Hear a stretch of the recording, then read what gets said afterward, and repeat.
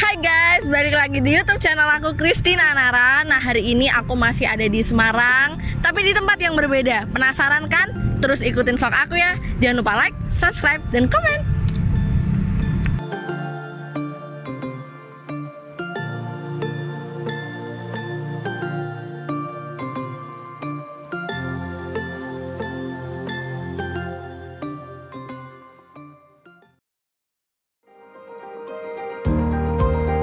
Nah, seperti yang teman-teman lihat sekarang, aku lagi berada di Tugu Muda.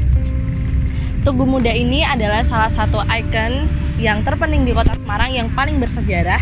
Jadi sejarah dari Tugu Muda ini, Tugu Muda itu didirikan pada tanggal 28 Oktober 1945 untuk mengenang pengorbanan rakyat dalam pertempuran 5 hari di Semarang. Tugu Muda merupakan simbol perjuangan para pemuda dalam mempertahankan kemerdekaan Indonesia. Tak lama setelah pertempuran itu usai, Tugu Muda pun akhirnya dirubuhkan. Nah, setelah melalui proses yang panjang, Tugu ini berdiri kembali pada Hari Kebangkitan Nasional, yaitu 20 Mei 1953, diresmikan oleh Presiden Soekarno. Nah, di Tugu Muda ini juga sekelilingnya itu ada bangunan-bangunan bersejarah lainnya, seperti Lawang Sewu yang bisa teman-teman lihat di sana. Kemudian di sana ada Mandala Bakti yang ada di belakang Tugu Muda. Dan kemudian di seberangnya ini ada Universitas Dian Nuswantoro, ada di bagian sana. Udinus ini adalah salah satu universitas juga yang terkenal di Semarang. Jadi kalau teman-teman mau main ke Semarang, mau berwisata ke Semarang, bisa ke Kota Lama kayak vlog aku yang kemarin, atau teman-teman bisa juga ke Tugu Muda ini, atau juga bisa ke Lawang Sewu. Itu adalah salah satu ada beberapa ikon yang luar biasa yang bersejarah yang ada di Semarang. Nah, selanjutnya kita lihat ya Lawang Sewu. Yuk, ikutin terus.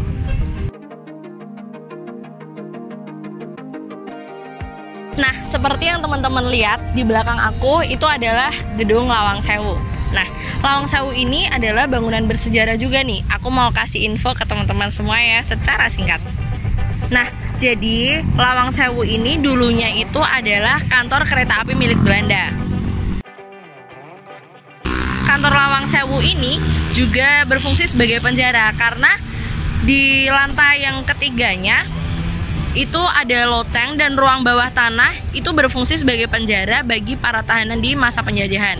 Jadi dulu ketika Indonesia jatuh ke tangan Jepang, ruang bawah tanah dan loteng ini jadi penjara yang paling kejam bagi orang Netherlands gitu.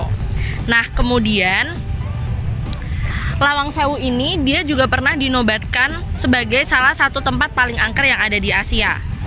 Kenapa? Karena pada tahun 2013 gedung ini akhirnya dijadikan sebagai lokasi uji nyali di sebuah acara televisi, dan berakhirnya dengan meninggalnya salah satu peserta beberapa hari itu setelah acara itu berlangsung.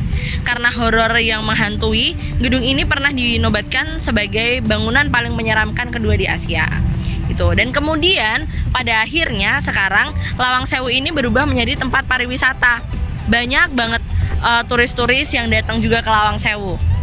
Nah, bangunan indah peninggalan Belanda ini, kalau teman-teman ingin berkunjung ke Lawang Sewu, Lawang Sewu itu dibuka dari jam 7 pagi sampai jam 9 malam. Kemudian untuk tiketnya, pengunjung hanya perlu membayar 10.000 untuk dewasa dan 5.000 bagi anak-anak. Untuk bisa menjelajahi ke ruang bawah tanah, harus menyewa tour guide ya, karena tempat itu juga bukan tempat yang bisa dikunjungi banyak orang gitu, dan ada tambahan biaya sebesar Rp30.000. Nah, sekian dulu vlog dari aku ya teman-teman, karena ini udah malam juga, udah menunjukkan pukul 10:30 malam. Aku harus balik juga ke Salatiga. Ya, namanya berpariwisata, apapun itu butuh perjuangan kan ya. Ya, perjuangan itu emang bukan hal yang mudah sih. Pokoknya harus tetap semangat dalam apapun itu. Kalau teman-teman mau berpariwisata, harus ada perjuangan, ngeluangin waktu, harus nabung kan, habis itu harus pakai tenaga juga, karena pariwisata tuh bukan bukan kita berangkat terus kita nggak ngerasain capek atau apa, pasti karena ada capeknya. Jadi kita harus berjuang, apalagi masalah cinta juga buat teman-teman di luar sana yang lagi berjuang demi cintanya. Selamat berjuang, pertahankan cinta kalian buat anak-anak milenial di luar sana. Dan karena ya apa ya, perjuangan itu, karena dengan perjuangan lah impian kita akan menjadi kenyataan. Itu quote di vlog kali ini. Oke, selamat malam, selamat beristirahat, Tuhan Yesus memberkati. Bye bye.